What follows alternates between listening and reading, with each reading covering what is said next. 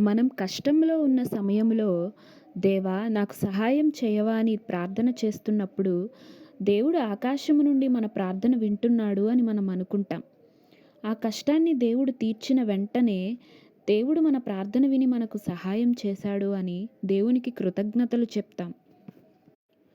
అసలు మనం బాధలో ఉన్నప్పుడు మన ప్రభువు ఎలా స్పందిస్తారో ఒకసారి చూద్దామా?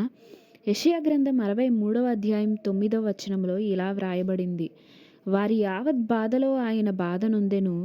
ఆయన సన్నిధి దూత వారిని రక్షించెను. ప్రేమ చేతను తాళిమి చేతను వారిని విమోచించెను.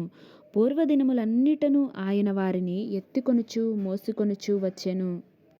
కనుక ప్రియ నేస్తమా, కష్టంలో సహాయం చేసే దేవునిగా మాత్రమే యేసయ్యను మనం చూడకుండా, మనం ఏడుస్తున్నప్పుడు మనతో కలిసి ఏడ్చే మన తల్లి వలె, మనల్ని ఎత్తుకొనుచు మోసుకొనుచు మనల్ని నడిపిస్తున్న మన తండ్రి వలె, మన కొరకు తన ప్రాణాన్నే ఇచ్చిన మన ప్రభువును మనం ప్రేమింపవలసిన వారమై ఉన్నాం.